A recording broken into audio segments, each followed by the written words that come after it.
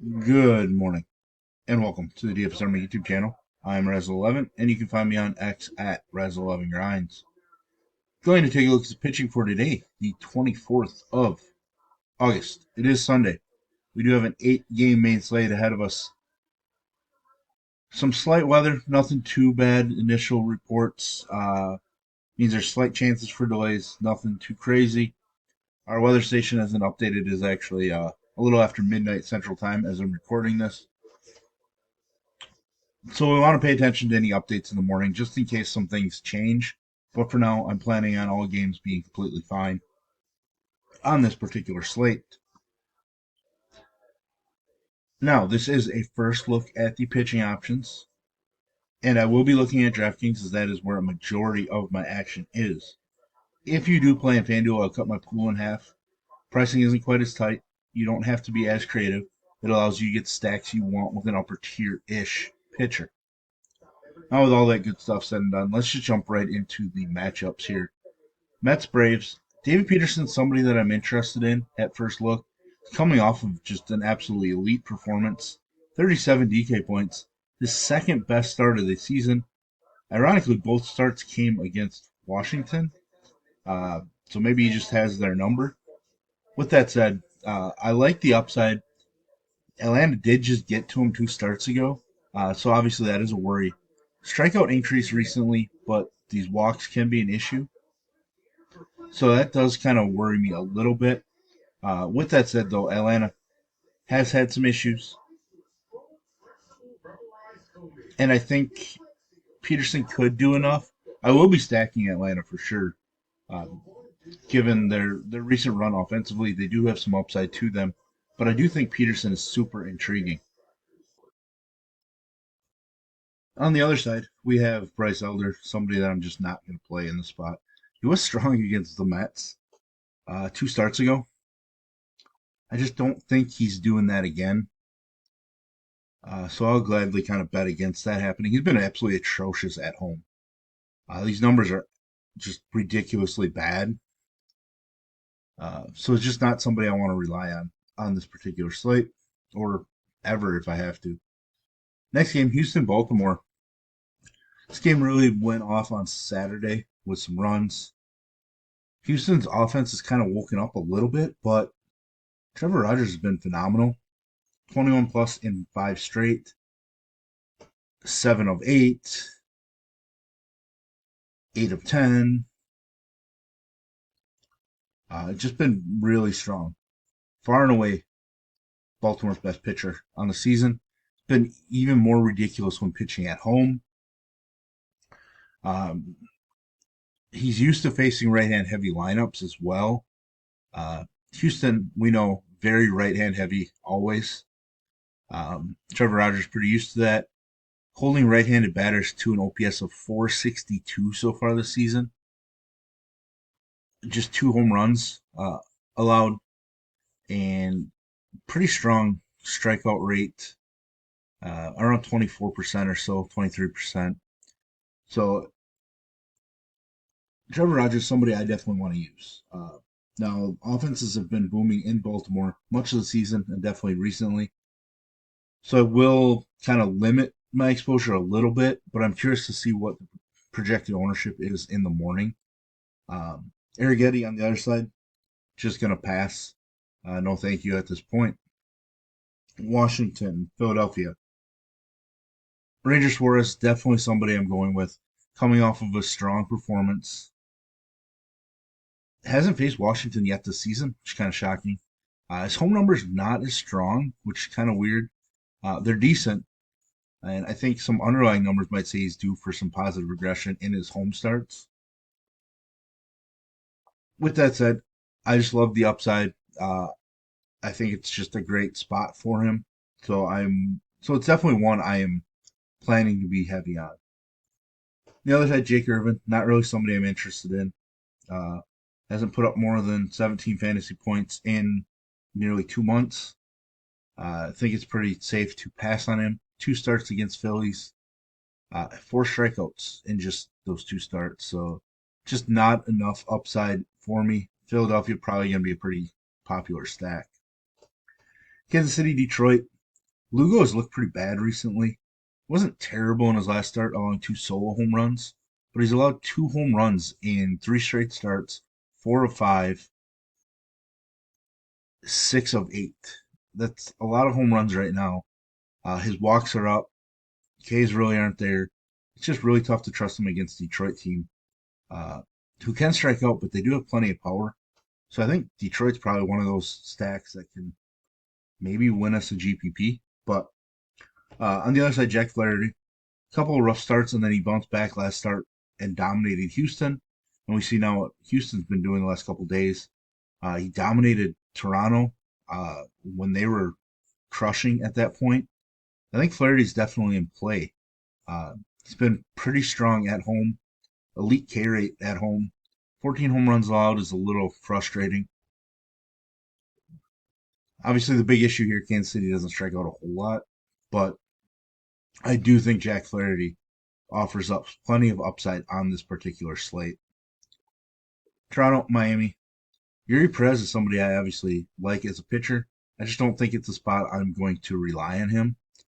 We saw that three start stretch in July, uh, 30, 28, 29 fantasy points. So it shows us the type of upside he has. He has been at his best when at home. A ridiculous 152 average against at home so far. I just don't think there's enough upside, but I'm at least intrigued. Like I hesitate on it. Uh, I just don't like to use pitching against Toronto. I'm gonna have to think about that one in the morning, just because I do like using Yuri Perez so much. On the other side, Kevin Gossman, somebody I'm definitely using. Last two starts haven't been great. They haven't been horrendous either. The K's just haven't been there. Three starts ago, 31 fantasy points. He's got 30 plus in three out of his last six starts. So the upside is definitely there, and the matchup is not all that dangerous. Uh, Super strong on the road so far. His K rate takes a hit, but he doesn't allow as many home runs. I think this ballpark will probably help him out a bit. I do think Gausman is one of the most popular pitchers on this slate. Minnesota and the White Sox, Taj Bradley expected to get the call to make his first Twins start. I don't think it's official, so we'll have to pay attention in the morning. The Twins could go with somebody else. He hasn't been very good in the minors with the Twins. Strikeouts have been there, but he's just ugly. With that said, I do like the upside. Mick Abel definitely let us down on Saturday. I still might go back to Taj Bradley and just hope he can put it together. But we're going to pay attention to the Minnesota pitching situation in the morning. The other side of the White Sox, Yoendry Gomez. Coming off of a not so great performance after he dominated Detroit, I'm interested just because the Twins lineup can be somewhat weak. Uh, Royce Lewis seems to be heating up. You add that in with like Buxton and Keyshaw, there's some danger spots, but I do think Gomez is interesting. I definitely used him in the spot against Detroit. I did use him against Atlanta as well. Wasn't the greatest return, but I still think we have upside. Um, if he can get a few clean innings early, like he's got six or seven in him. The one against Detroit, he only threw five innings, but he threw 89 pitches, only allowed one hit, one walk. He just racks up pitch count, and that's the frustrating part. With that said, though, like I really think Gomez has enough upside in this spot, so I am going to be playing him. San Francisco, Milwaukee, best pitching matchup on the day. Woodruff, definitely somebody I'm utilizing, even though recent trends aren't the greatest. He did reach 94 pitches in his last start, so his highest number on the season. Wasn't the greatest start against the Cubs, but that's all right. Walks have been up a little bit recently. Ks have kind of come down a little bit, but still, I do think he has enough upside. Uh, so I am going to play him. He's just not going to be my highest own. On the other side, Robbie Ray, somebody that I'm probably going to play more than Woodruff. He's throwing a ton of pitches, 102 plus pitches in five straight starts. They're letting him just throw. Must be feeling pretty good. Ks are kind of all over the place. Walks have been down recently for him, which is nice. Uh, has been really good on the road. whip, average against, etc. Everything's better. K numbers are better on the road. Does give up a couple more home runs, but that's to be expected given his ballpark. I love the upside. It's not a slam dunk spot, obviously, because we know Milwaukee just they grind things away and they score runs when they have guys on base. But still, I think Robbie Ray has a ton of upside. So as of right now, I'm planning to be heavier on him than Brandon Woodruff in that same game, even though I would assume the Brewers are favored. I don't see a line listed right now, at least where I'm looking on my other monitor. But I assume the Brewers are going to be favored. Pretty strong assumption there, I guess. Last game of the night or day, Cleveland and the Rangers. Merrill Kelly has been decent with Texas, but not very strong. Uh, Obviously has upside. He showed upside with Arizona, dominated Atlanta earlier, dominated Colorado, dominated San Francisco, dominated Miami. Could definitely dominate. We just saw Jack Leiter absolutely dominate this Guardian squad, so maybe Merrill Kelly has the upside. I just don't really love the way that he's pitched with Texas. Um, I mean, this start actually looks pretty stronger than what his final fantasy points kind of say. Like I'd gladly take something like that, get an extra out to get 6 innings, maybe get the W, um, and then have 24-ish fantasy points. So I think Merrill Kelly is in play. The guy I'm intrigued about is Gavin Williams on the other side. Talked about him a lot recently. Uh, that he's super extreme reverse splits.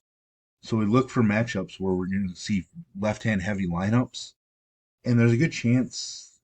There's a chance. I don't know about good chance, but there's a decent chance that he faces a lineup with 6 left-handed bats of Texas. And if that's the case, I give him the advantage.